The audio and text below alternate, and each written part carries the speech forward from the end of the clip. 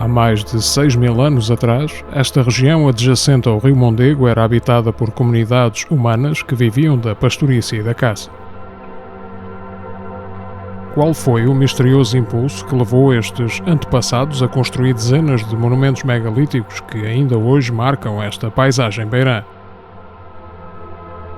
Qual era a função de estruturas como o imponente Dolmen da Orca, erigido com enormes pedras de granito com várias toneladas de peso?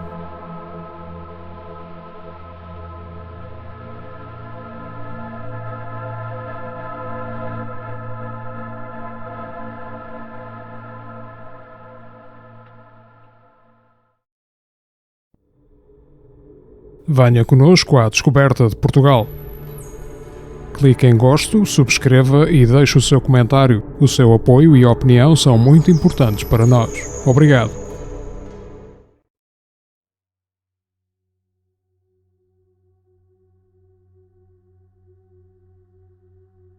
O Dolmen da Orca, também conhecido como Lapa da Orca ou como Orca de Fiais da Telha, situa-se na localidade de Fiais da Telha, na freguesia de Oliveira do Conde, no concelho de Carregal do Sal. Implanta-se no Planalto do Amial, a uma altitude de 313 metros, tendo o vale do rio Mondego como fronteira do seu lado sul. Em redor avistam-se várias cadeias montanhosas das beiras. A mais preponderante é a Serra da Estrela, a sudeste, com o seu elevado planalto marcando o horizonte. A sul avista-se a Serra do Açor e a sudoeste, na distância, a Serra da Lousã.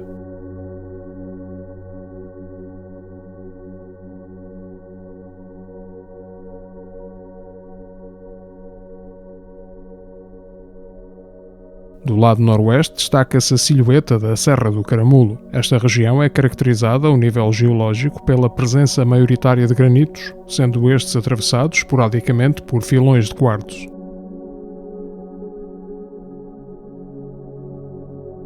Trata-se de uma área com características orográficas propícias à fixação humana, estando próxima de vários cursos de água importantes, nomeadamente os rios Dão e Mondego, e possuindo vastos recursos cinegéticos.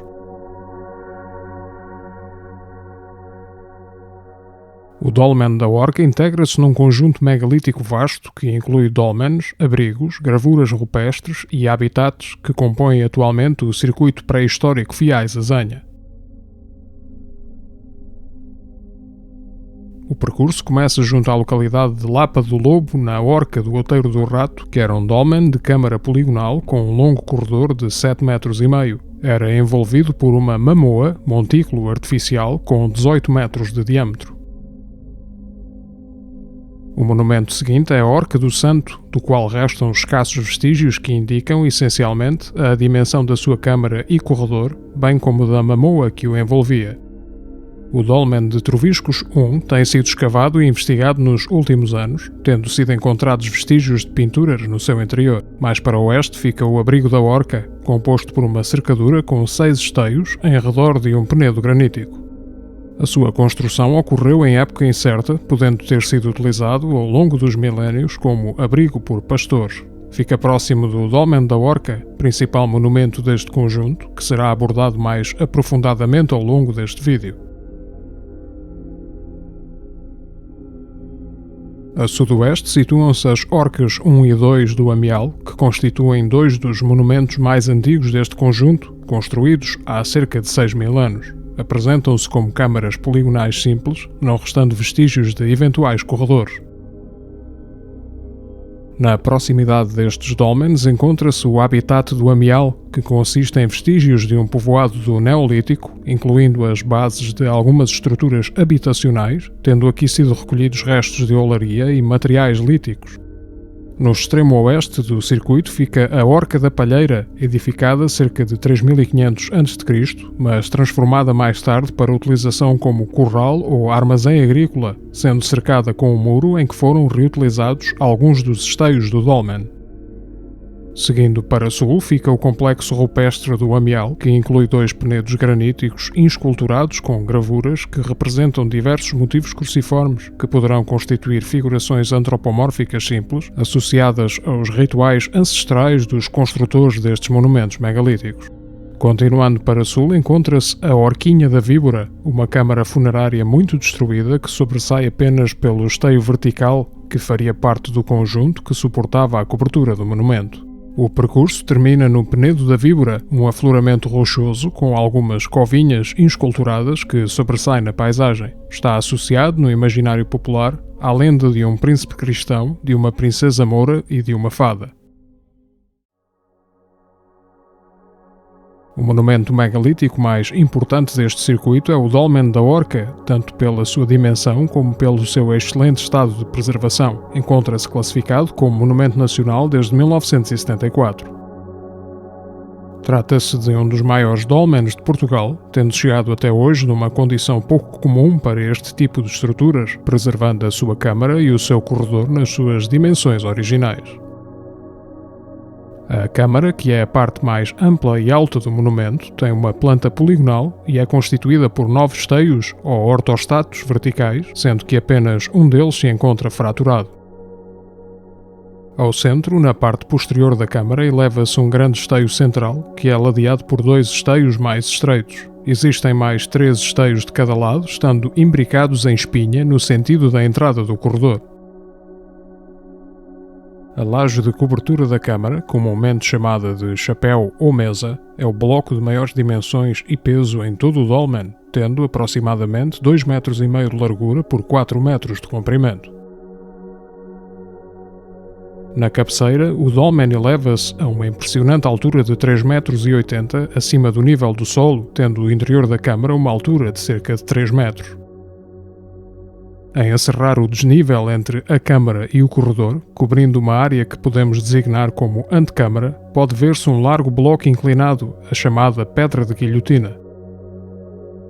O corredor que conduz à câmara tem um comprimento de 7,60 metros e mantém um total de 15 esteios, estando 7 posicionados no quadrante norte e 8 colocados no quadrante sul. Preserva todas as suas lajes de cobertura, sendo que uma delas apresenta na sua face voltada para cima um conjunto de concavidades retangulares escavadas, possíveis marcas de uma linha de quebra planeada para a dividir em 2 partes, que nunca se chegou a concluir. O Dolmen da Horca conserva ainda parte da sua mamoa, monte artificial de forma elíptica ou circular que cobria, em tempos, todo o monumento e que era habitualmente composto por terra e pedras. Aqui a mamoa ainda cobre o monumento até à altura do corredor, estando exposta à parte superior da câmara dolménica, tendo um impressionante diâmetro de cerca de 20 metros. Era composta por uma matriz de terras, misturadas com pedras de dimensões pequenas e médias, sobre a qual os arqueólogos ainda detectaram vestígios de uma carapaça lítica de cobertura, normalmente composta por pedras imbricadas. O Dolmen da Horca é, ainda hoje, uma estrutura que impressiona pelas dimensões dos blocos maciços de granito que a compõem, mas aquilo que podemos ver é apenas uma parte daquilo que seria quando foi concluído. Os artefactos aqui recolhidos permitiram posicionar a construção deste dolmen no Neolítico final, a partir de 3500 a.C., num período que corresponde ao apogeu monumental do megalitismo regional. O espólio recuperado pelos arqueólogos no seu interior incluía pontas de seta, recipientes de olaria, foices sobre lâmina e contas em pedra verdes. Na entrada do corredor foram recolhidos materiais que sugerem a sua utilização numa fase posterior, já na transição para a Idade do Bronze, 2400 a 1800 a.C. A construção de um dolmen como o da Horca envolveria um esforço substancial por parte das comunidades humanas que habitavam neste local, principalmente tendo em conta que este é somente um de dezenas de monumentos deste tipo existentes na região. Os detalhes do processo de edificação dos monumentos megalíticos são desconhecidos, face à ausência de registros escritos ou representações artísticas do mesmo, pelo que só podem ser extrapolados com base no conhecimento que temos sobre estas populações. Os blocos seriam extraídos com ferramentas de pedra a partir das jazidas graníticas aqui existentes, sendo depois transportados até ao local de edificação do dolmen por arrastamento sobre troncos de madeira. As cordas utilizadas poderiam ser feitas de matéria vegetal ou de tranças de couro. Supõe-se que poderiam também ser usadas alavancas de madeira para auxiliar no processo. Os esteios verticais eram arrastados até buracos, onde, por ação de força braçal, eram erguidos para a sua posição final vertical. Para garantir a estabilidade dos esteios, o espaço remanescente nos buracos era enchido com pedras soltas e terra.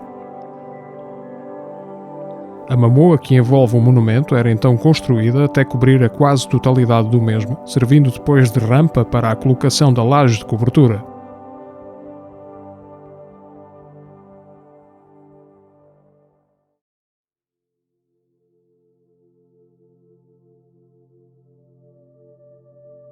Quando concluído, o dolmen da Orca estaria no interior de um monte com 20 metros de diâmetro e pelo menos 4 metros de altura, a Mamoa, o que o tornaria num monumento impressionante na paisagem da época. A simplicidade do processo construtivo é apenas aparente, sendo necessário ter em mente que estamos a falar de múltiplos blocos de granito com várias toneladas de peso que tiveram de ser trabalhados com ferramentas primitivas e movidos apenas com recurso à força humana. Um monumento da dimensão do Dolmen da Orca oferece-nos mais perguntas do que respostas, talvez porque jamais saberemos com exatidão como foi construído e, mais importante ainda, para que foi construído.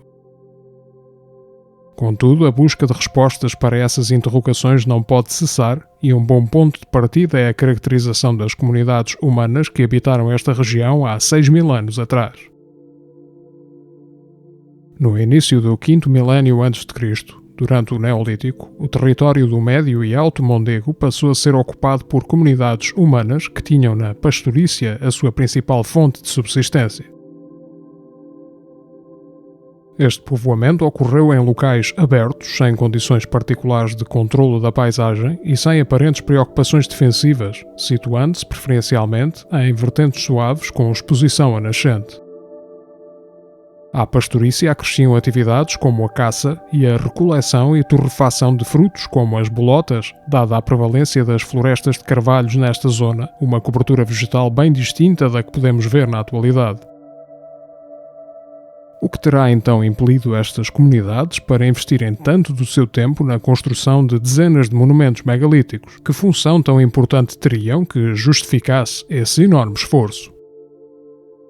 Num estudo publicado em 2013, o investigador Fábio Silva, do University College of London, cruzou os dados da arqueologia com os da astronomia para chegar a conclusões que, a serem totalmente verdadeiras, são muito reveladoras. O registro arqueológico referente ao período neolítico indica que ocorriam transumâncias sazonais entre as terras baixas, habitadas no outono e inverno e onde se situam os monumentos megalíticos, e os pastos de altitude que a Serra da Estrela proporcionava durante a primavera e verão. A análise da orientação dos corredores de 8 dólmenes no concelho de Carregal do Sal permitiu perceber que estão voltados para uma zona específica da Serra da Estrela, sobre a qual as estrelas Aldebaran e Betelgeuse ascendiam numa altura específica do ano. Foi necessário considerar a esfera celeste conforme ela era há 6.000 anos atrás, na qual a posição destas estrelas era diferente da atual, consequência da precessão do eixo rotacional da Terra. A estrela Aldebaran, a mais brilhante da constelação de Touro, deixava de ser visível a partir do final de fevereiro, podendo ser observada, a partir do interior das câmaras dos dólmenes, a ascender novamente por detrás da Serra da Estrela entre o final de abril e o início de maio. Essa ascensão marcava o início da transumância, altura em que as comunidades pastoris procediam à deslocação do gado, a partir das terras baixas do Vale do Mondego, onde se situam os dólmenes do Carregal do Sal, para as terras altas da serra. A partir dessa constatação, Fábio Silva sugeriu a possibilidade de o topónimo Serra da Estrela ter resultado de uma preservação desta memória através do folclore e tradição popular, associando a montanha à ascensão da estrela que marcava o início da transumância.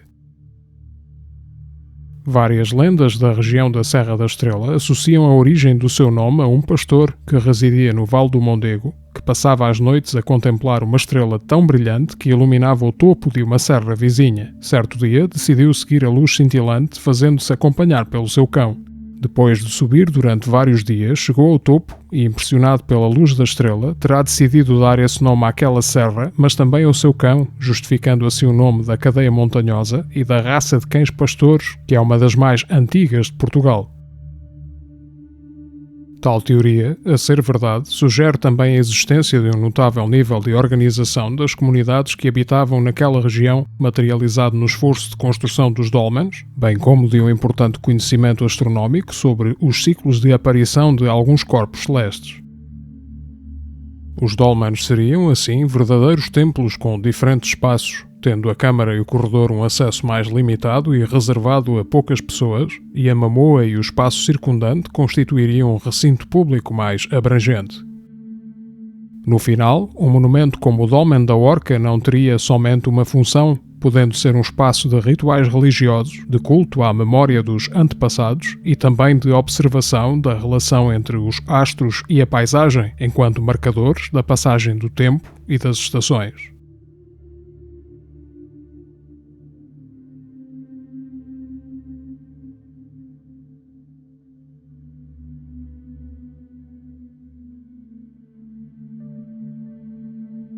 Muito obrigado por ter vindo connosco à descoberta de Portugal.